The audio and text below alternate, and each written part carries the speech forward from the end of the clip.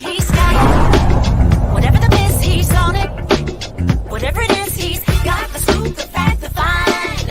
And when it breaks, he's right on time and it's rolling. Best believe he's knowing. Putting it down from sports to news to politics. With entertainment just for kicks, he's rolling. It's Uncle Roro, y'all. It's rolling Martin, yeah. Rolling with rolling now. He's funk, he's fresh, he's real, the best, you know he's rolling Martin now.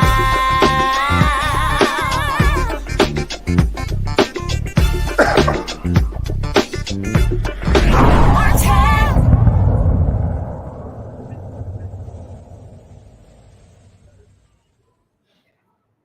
All right, fam, this is a special edition of Roland Martin Unfiltered. I normally come to you live at 6 p.m. Eastern each evening, but I had to come to you live because, first of all, I'm in New York City. Here for the national. I was here last night for the National Cares Mentoring Gala. Tonight, we're going to be live streaming the celebration of life for Harry Belafonte at 6 p.m. Eastern. But I had to talk about this Joe Rogan podcast with Katt Williams. And there were a lot of things that they talked about in the podcast, but what really got my attention because of an effort that I'm actually involved with, dealt with the issue of African Americans and menthol cigarettes. This has been an issue we've talked about on the show on numerous occasions. And so Rogan asked Katt about it, and both of them made no sense whatsoever. And so I want to talk about it so you have the truth right now, so people are not walking around clueless listening to the nonsense that they actually talked about. So here's what was discussed on the Joe Rogan podcast.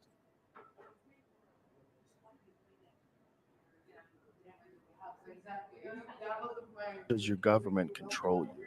Even when things don't even make sense. Like in California, they made flavored vapes illegal.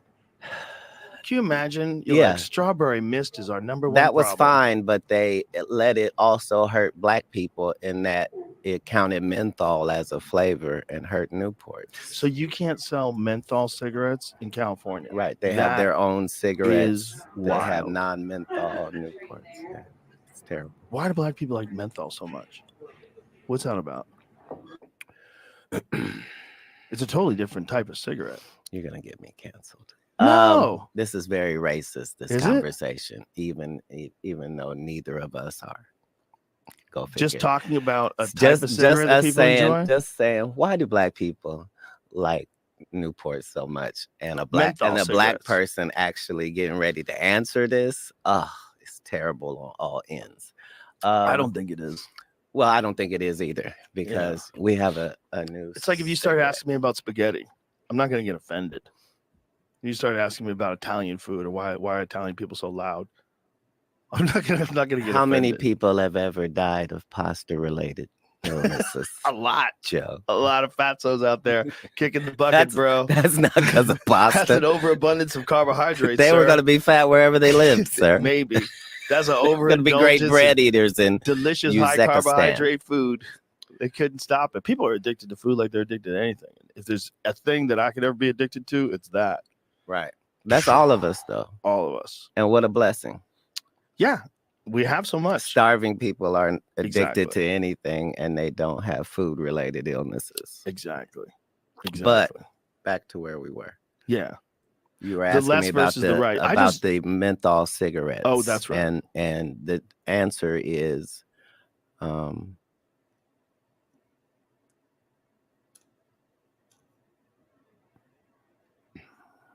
we value strength in product.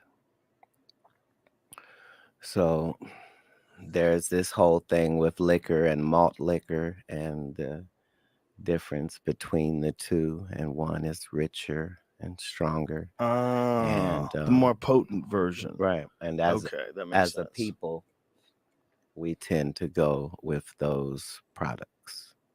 Things that are stronger. That makes sense. Right. Like before things were called concentrate. Yeah. That's what we appreciated. That makes sense. Concentrated. And the fact that menthol is a natural thing. So, anybody who is from the South knows about mint plants and, And menthol used as a skincare product, like injuries and shit. Right. Like you appreciate that as a flavor profile as well. Right. That makes sense. The mint julep. It's just telling people they can't have that anymore. Who the fuck are you? That's my position. Well, and that's a noble position, and we appreciate the fact that you represent that. But the truth of the matter is not pretty. And the truth of the matter is that most people would like to be controlled more by their government if they make it easier. Maybe. Most people are all for government control as long as they don't have to discuss it. Okay. So that was utterly nonsense. And I think it's important that we don't wait around to figure out what's the truth. And so joining me right now is my dear friend. You've seen her on the show before, Dr. Mignonne Guy. She's Associate Professor, Department of African American Studies, Virginia Commonwealth University. She has been on the show discussing this very issue. I've been on panels with her discussing this issue. So we're not newbies to this. And so, Doc, you can just take it away. No need for me to even just throw out a question. When you saw this discussion about menthol cigarettes and Black people, what did you think? Well, my first response is I was heartbroken because I am a big fan of Katt Williams. And I was gutted and devastated by his comments with Joe Rogan. I would expect Joe Rogan to make these kind of comments. They were very racist. His were actually, but not from Katt. Now, one thing that we need to understand is that, first he said that California ban has harmed Black people, right? By banning menthol, we have harmed Black people. That is not the case. That is not true. By keeping these products on the market, keeping menthol cigarettes on the market, we are killing Black people. And we are killing 45,000 Black lives every year in this country when we keep these products on the market. So that's point number one. We have not harmed Black people by banning these products in California. We have saved Black lives. And I would hope that Katt Williams would be on board with that. The second issue that he made was that menthol is a flavor and it's natural. Unfortunately, the menthol constituents that are in tobacco products are chemicals. And they are chemicals that increase nicotinic receptors in our brains. So they increase the number of receptors in our brain that says, give me more menthol cigarettes, give me more menthol cigarettes, right? And so adding these chemicals to cigarettes make them more addictive. They make individuals more dependent. So he's right. They are stronger, and they're stronger in a way that makes it harder for you to quit. So these are not products that because we like strength and we like things that taste a certain way, that somehow they are less harmful or somehow we should permit them in our community. We absolutely should not. Those products are manipulated in a manner that make people more dependent, make it harder to quit, and that end up killing 45,000 Black lives every year, right? This is not government control. I am a state employee. I'm a professor. But let me tell you something. I do not work for the government. I do not hope for government control. I am a researcher. I am a scholar. I am an advocate for saving Black lives, which is precisely why I do the work that I do, right? I'm not going to roll over just because the big government tells me to these products. I do this because I see my brothers, my sisters, my aunts, my uncles, everybody that looks like me. We are the ones that continue to suffer from these products being on the market. Yes, Joe Rogan was right. They banned flavored vapes. They banned flavored cigarettes, other flavored cigarettes in the 2009 Family Smoking Prevention Tobacco Control Act, but they did not ban menthol at that point in time when they had the opportunity to. And they didn't because the tobacco industry, menthol cigarettes comprise 37% of the market share of cigarettes in this country. So they thought, oh, that's fine. We'll keep these 37% of our market share. It doesn't matter that 85% of Black people who smoke menthol cigarettes. We don't mind. We'll leave them on the table. So when we talk about these policies around menthol, and when we talk about these products particularly, we need to understand exactly what they are. So I would hope that Katt and Joe would educate themselves and have a better understanding about the dangers of these products within our communities, as opposed to being proponents of keeping them on the market and continuing to harm our communities, continuing to lose those 45,000 Black lives every year, continuing to lose our young people who end up using these products, young Black and brown individuals, children and youth and young adults that are more likely to use these products because they taste better and because they make the poison go down more smoothly. The minty products that we're used to in the South that Katt was talking about in this format are killing us. And that created. So let's go back and first start with Rogan complaining about the flavored vapes.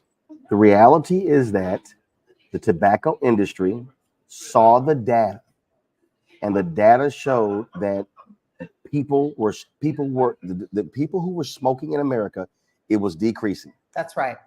And their deal was, okay, well, baby boomers, they're getting older, they're passing away. Fewer Gen Xers were smoking, and then fewer millennials and fewer Gen Z. So they needed to create a product that could attract the younger person that would introduce them to the tobacco family and then transition them to become smokers, correct? That's right. To transition them to be dependent on nicotine products, right? So the tobacco industry, these people are very wise. They study all of our communities very carefully because they're in the business of making money. So they have to have an off-ramp. They're not going to close down a multi-billion-dollar business. So they're going to introduce new products every time in order to, as public health decreases, as our work in public health decreases the use of tobacco, combustible tobacco products, the ones that you're burning, right? The combustible ones, you see automatically the introduction of non-combustible products that they say are safer or that are harm reduction products. These are not safer products. These are different mechanisms for delivering the same type of drug, which is nicotine, right? And the thing that we have to remember with this, because right now we are trying to ban menthol in the country. California has been successful. They are a role model for the rest of us. But the federal government has not yet banned menthol in across the US. But let's just watch what happens with this one, because in that pending ban, that potential ban that's at the federal government right now, they're talking about banning menthol cigarettes, combustible cigarettes, and potentially flavored cigars, but they are not talking about banning menthol vapes. So it gets to your point, Roland, which is if the industry has to ban the menthol, if the federal government finally gets that ban through and the industry that menthol is gone, it's off the market, menthol cigarettes have gone away from the market, then there's a new product that's introduced that will take the place, that will be the off-ramp for the tobacco industry to continue to sell their drugs in these communities. That is so we know work. I'm and sorry. so we know that the Biden administration, they delayed the announcement. The FDA has talked about this ban. This was in December. So they have to make a decision by March, by next month. That's right. Whether to actually do this. That's right. And so there have been a number of individuals, organizations, and others out there that support this ban on menthol cigarettes. Yes. There was last month, that was this menthol funeral that took place in the nation's capital. That's right. And so what people don't seem to understand about this is that also there are big city mayors that are supporting this. Mayor of LA, Karen Bass, the mayor of Cleveland, Justin Bibb, the mayor of Pittsburgh, Ed Gainey, the mayor of Columbus, Ohio, Andrew Ginther, the former mayor of Columbus, Ohio, Michael Coleman, who was a menthol cigarette user for 30 years, the mayor of Savannah, Van Johnson, the mayor of St. Louis, Tashara Jones, the former mayor of Philadelphia, Michael Nutter, Andy Shore, the mayor of Lansing. And so we could go on and on and on. And so they understand the health implications about this. As you said, this ain't about Black people in mint juleps and us sipping on a drink. This is not about Black people using Vicks Vapor Rub on our chest and backs when we're sick. This is literally a targeted effort that the tobacco industry, how they have targeted Black people, and you have the research in terms of how they methodically looked at Black people and studied Black people to determine what cigarette to market to us. Talk about that. That's right. And you know what? Here's the beauty about it, Roland.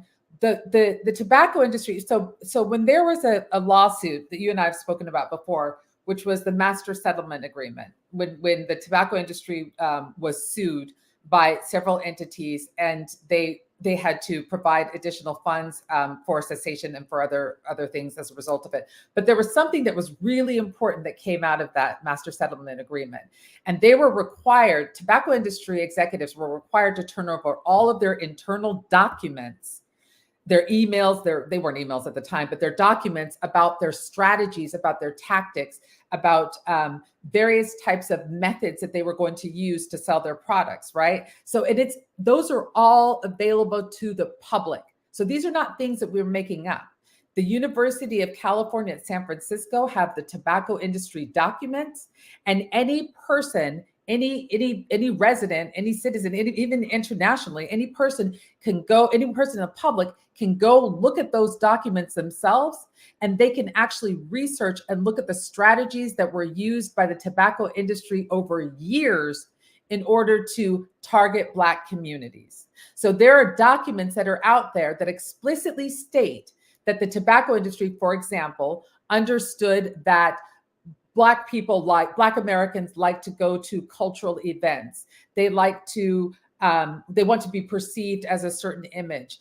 A lot of them go to church. So if we give money to churches, then we'll be able to get these products in their communities. If we sponsor different music events or cultural affairs, tie ourselves with those communities, then our brand would be recognized and it'll feel like it's part of the Black community. So they studied us. I am a Black studies professor. The tobacco industry was studying Blacks. They were conducting Black studies before my discipline actually existed, because they hired social psychologists and they hired sociologists to study our practices, to study our likes, our dislikes, to study our fears, our concerns.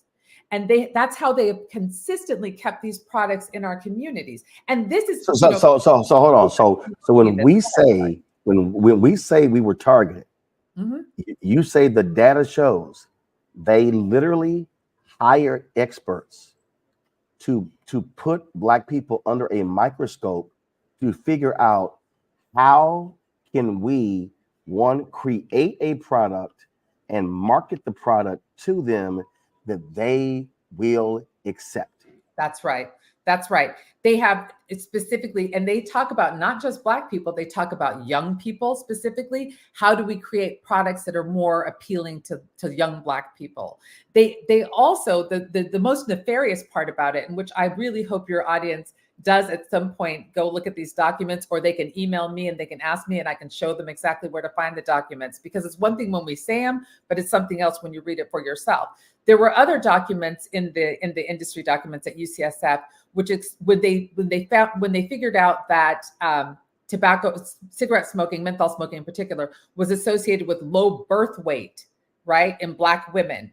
There are documents that explicitly state that, well, so what? It's okay. Perhaps it's okay that Black women have smaller babies because they have so many. Perhaps it'll be less painful. So they knew that it was harmful to our communities. They knew that it was harming our Black babies, and they said, "Oh, well, it's okay. It's okay. It doesn't really matter because they have so darn many of them. Maybe it'll be less painful for them if they're smaller in the long run." So these are the types of, and so when I hear people say, "Oh, this is the government. This is someone trying to take things away." No, what's happening is that these tobacco industries are targeting, they are hunting, they are infiltrating our Black communities, and then they're manipulating individuals within our communities to somehow think that this is okay, so that they can continue to sell their product that, when used as intended, will kill 100% of their users. So I don't understand what Katt is really speaking about at this point in time, to be quite honest. I cannot understand how anyone could be a proponent, anyone particularly who says that they care about Black lives and saving Black lives and wants to stand up for our communities, how they could somehow conflate this ban as being harmful, or state that this ban is harmful and we're somehow taking something away that wasn't in our communities to begin with. That was actually, we were studied and we were targeted and we were consistently preyed upon again and again and again. And we were left on the table in 2009 when in fact we could have removed these products from our market. My mother smoked menthol cigarettes, right? My mother died of pancreatic cancer before I was the age of 18. I was an orphan as a result of someone using these products. So I am not somebody that's going to come on here and talk about it from a government perspective or even from a researcher's perspective. I see these in my communities every single day. We all know what's happening in our communities. And for us to sort of turn a blind eye and decide that somehow this is the federal government. No, this was me. This is people like me and those mayors that you were talking about, and people like you, Roland, who care about the health of our communities and who want to save the lives of our community members. This is what's at stake right now. And so again, I want to unpack this for people to understand. Even calling it cool, KOOL. And what people don't understand was they also understood how white corporations refused to advertise with Black-owned media. Right. And so what did they do? They became a lifeline to Black newspapers. We all remember the full page ads. And anybody knows who studies magazine, at the back page of a magazine and the inside back page are the two most profitable pages. And they did 52-week ad buys. Jet, they did 12-month ad buys. Ebony, they bought Essence, they bought all the Black magazines, all the Black newspapers. They literally sponsored numerous jazz festivals. The Cool Jazz Festival is now the Cincinnati Music Festival, but that's what it was called. They sponsored the traveling concerts. And so everywhere in Black America, you were inundated with cool, cool, cool. The billboards, they were on playgrounds. And even in the advertisements, it was how we were smoking and laughing, enjoying ourselves. Their whole deal was, as you said, using the sociologist and psychologist, That's said, right. No. Let's show them it's cool to smoke cools. That's right.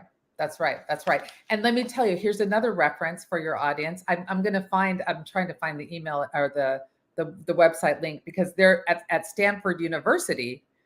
They have a collection of all of the ads for tobacco products over the years, right? So all those ads that you're talking about, those Ebony and Jet, some of your audience members may be too young to remember those types of adverts. But at Stanford University, they have a collection of all of the ads that have been used to sell tobacco products. And you can see the cool jazz festival, right? And you can see certain images that would be appealing to that audience at that time. You can see the Newport, you can see the Virginia Slims, and you can see some of the Black models that were not able to get jobs back in those days.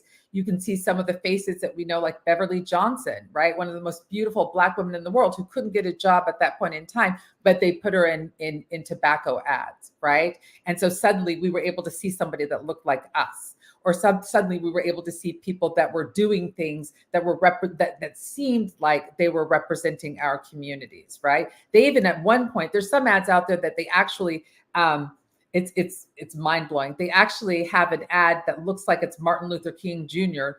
with this "I Have a Dream" speech, but it's selling cigarettes to our communities. What are they really trying to do, right? So somehow they want to tie civil rights, which some people talk about, this is a right for Black people to smoke. They want to somehow tie our struggle with civil rights and use our icons from the civil rights movement to try to sell us a poison to kill us. This is what they've done years, and these are all publicly available. These are all of the documentation at UCSF, anyone can access, and anyone that has a computer can Google the Stanford tobacco advertising, and they can find all of the ads over the years. They can even find the ads earlier on, before they were trying to sell menthol cigarettes to us. They can find other ads that are highly racist ads, showing us as pickaninnies, right? So why do we want these products in our communities, and why are we defending them in our communities when this is how we've been depicted over the years? And yes, they preyed upon the Black media, because the Black media, we have always been set up to fail in this country, right? We have always been set up. So the Black media outlets that we've had have never had adequate support. And so anytime they had to, and we needed it because it was important, these are the only media outlets that will speak truth to us and that will speak to our issues and not frame them in a way and whitewash them in a way that becomes harmful for us. And so the tobacco industry saw a need, saw the gap, leveraged or exploited all of the divestment from our communities, and they came and paid for these ads to go in our media outlets, and to make sure that they sent those products to our communities, to make sure that they can spread the drugs, deal their drugs. And what they're still doing is they still continue to target our community. When this FDA ban was put in place, they went hot and heavy. They began to spread money around to civil rights groups, to civil rights leaders. They began to target. Now their new trick is to convince Black people that, if they ban menthol cigarettes, we're going to be seeing an increase in police abuse and encounters, and Black men are going to be the next Eric Garner and get taken down by the cops. And they literally went out and got folks with members of Noble. The organization has not endorsed their position, but they've got members of Noble involved in this, touting this thing as well, and literally making the argument that, this is going to increase police encounters, because people don't understand what the actual proposed ban is. It has, so tell people exactly what that ban is and how the tobacco industry is spreading big money around the Black community to try to stop this ban. That's right. That's right. I have a talk. When I talk about this, I do a public talk, and I talk about the gaslighting that's occurring in the Black communities, and I call it the terrorism and tactics of the tobacco industry as they gaslight Black America. It's exploiting Black trauma. That's what they're doing. So they've paid millions of dollars for some leaders, some Black leaders, and other individuals to exploit Black trauma, to exploit the very real problem of police brutality and hyper policing and over policing in our communities. I don't want police in my communities, right? So if I hear them saying, oh gosh, if we ban menthol, then police are going to come to my communities. But that's the problem with their argument. This ban is not at the individual level. The ban is at the manufacturer, it's at the retailer, and it's the manufacturer, the retailer, and the distributor level, right? In distribution. It's at those levels, right? So unless you're manufacturing menthol cigarettes or you're retailing menthol cigarettes or distributing them, bringing them between the two entities, this ban will not affect the individuals. It is not going to increase policing in our communities. It is not going to increase police encounters in our communities. It is not going to increase police harassment in our communities. Those things exist already. And if police want to harass Black people, they're going to talk to us about our broken tail light, right? They're going to say that we didn't stop at the stop sign, but you don't hear anybody talking about this. You don't hear anybody trying to address those issues. You hear them manipulating this ban that is not even at the individual level. It is at the tobacco industry level, right? And they're using it to scare the hell out of us.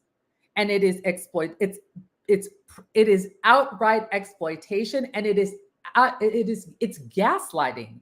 It's gaslighting Black people to make us think somehow that we have something else that we need to fear when we have so much that we're concerned with on the daily basis. This ban is not at the individual level. The ban will have nothing to do if you get caught with a menthol cigarette in your hand.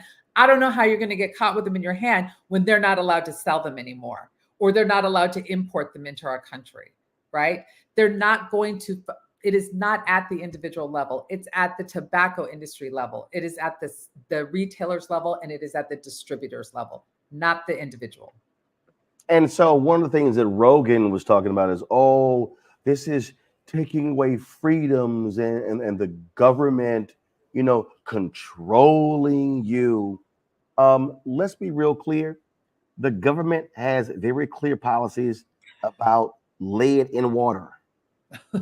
The government the government regulates air, regulates water, regulates car exhaust, regulates seat belts. I mean, we can go on and on and on in terms of, and maybe the argument is like, well, that's just too much regulation. But here, what's interesting is that these people act like, oh, we've got to just be free, and you're going, okay, but let's talk about the dead. That's right. The dead, or the addicted, or the new ones coming up. So the freedom argument is actually a very interesting argument, because what's interesting to me is they're like, we need all of our freedom, what? To be addicted to a drug that you cannot get off, that's harder to quit than heroin? That argument doesn't really work very well, right? And as you said, we have government regulations around everything. And I want government to regulate lead in my water. I don't want to live in Flint. You know what I'm saying? And you want government to also be checking to make sure that paint that's on the playgrounds where kids are. Exactly. No one seems to complain about that. Exactly. And these are all things, the things that you've identified are things that will kill us, right, Roland? And menthol cigarettes will kill us too. So here's one more thing that we need to think about, because there's another argument that I'm gonna jump to that I've heard before, and I'm just gonna jump to it right now.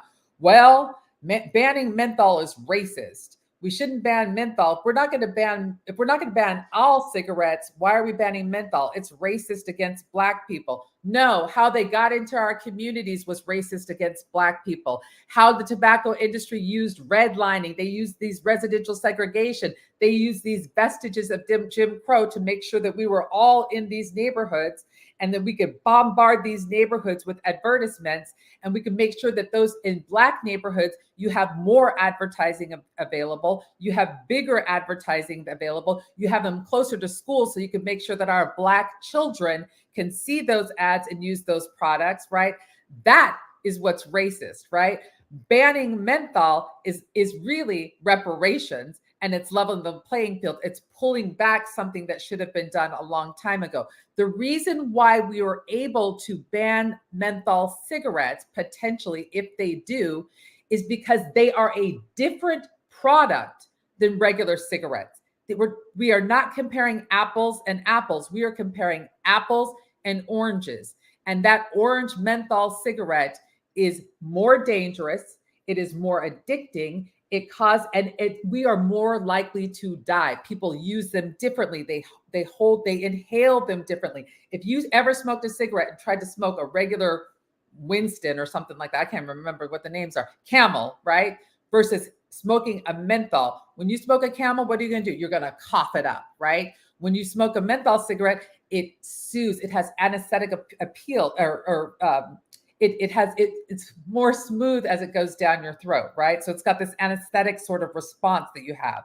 And so you can hold it in longer, you can hold it in your chest longer, and you can take longer drags, and you can smoke more of them because you're less likely to cough. That's not the same as what happens with regular cigarettes, right? So the reason why we even are having this talk about the ban, it's not because just Black people smoke them. It's because they are a different product that are more dangerous. And they know that there is no evidence-based cessation device on the market for them. So we have to ban them because we don't have an off-ramp for people to be able to quit using them.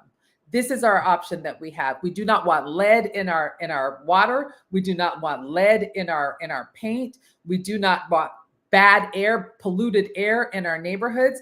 And we do not want these chemicals in our bodies that affect every single organ in the body. It's not just lung cancer I'm talking about. It's every type of cancer is linked to, most cancers are linked to menthol cigarette smoking and smoking. Cardiovascular disease, asthma, respiratory disease. We all have these issues in our communities. So anybody that's concerned about any of these issues related to cardiovascular disease, cancers, respiratory disease, they have to be on the side of banning menthol. We have to be on the side of banning menthol if we are going to save Black lives and we're going to reduce the comorbidities and the chronic diseases in our communities that result from it. We do not want our Black young kids, our children, exposed to the secondhand smoke. Kids who are exposed to secondhand smoke also have greater nicotinic receptors in their brain, and therefore they're more likely to smoke later on in the future. We can't have these in our communities anymore. That's it. It's a non-starter. And for all the folks out there who don't seem to understand this, here are the various organizations that stand with us when it comes to banning menthol cigarettes.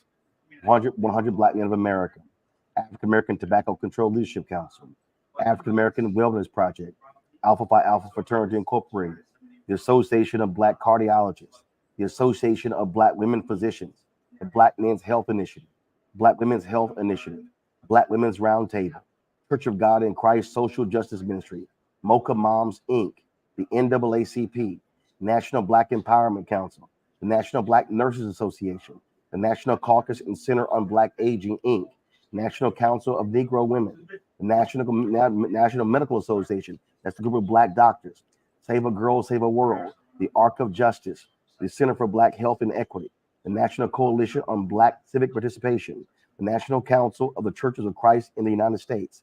Folks, those are just some of the groups that stand with us when it comes to this particular ban. And again, the decision we'll hear from the Biden administration by next month. And as we know, Mignonne, look, Big Tobacco was pushing real hard, paying a lot of people, a lot of lobbyists to stop this. And hopefully the Biden administration will stand firm and absolutely move forward, allow the FDA to ban menthol cigarettes. And so if Joe Rogan and Katt Williams want to have a conversation, and again, it's Joe Rogan's podcast. So Joe, you want to have a conversation? Why don't you call some real experts to talk about it, not ask Katt Williams? And again, Katt may not even be aware of all this information, but the bottom line is some of the stuff he was saying was dead wrong. It was simply wrong. And he look, Katt was smoking during the interview. hey, dude, knock yourself out. But the reality is this: here we know the truth when it That's right. comes to menthol cigarettes and how black people were targeted. And so, no, Katt, you're not going to get canceled for talking about it. But I dare say, Joe Rogan needs to have a real conversation with real people about the real effects of menthol cigarettes on black people. Absolutely. Mignonne, always a pleasure. Glad we could jump on this live with me. Thanks so much. Thank you so much. I appreciate it. Take care. All right. Hey, folks, again, 6 p.m. Eastern today, we're going to be carrying the celebration of life for Harry Belafonte on Roland Martin Unfiltered and the Black Star Network. We appreciate y'all joining us. Look, share this far and wide. We need to understand that if we talk about Black Lives Matter, it includes black people who are smoking cigarettes, who are smoking menthol cigarettes, 45,000 a year. 45,000 black people a year are dying because of tobacco. So, look, let's change those numbers. Hey, folks, also, lastly, support us in what we do. Your support is critical for us to do the work that we do. We're not generating the advertising money and others, but we're doing the best that we can. So you can see your check and money order to P.O. Box 57196, Washington, D.C., 20037-0196. Cash App is $RM Unfiltered. PayPal is R Martin Unfiltered. Venmo is RM Unfiltered. Zelle, Roland at RolandSMartin.com. Roland at RolandMartinUnfiltered.com. Thanks a bunch, folks. I'll see you guys later. Holla.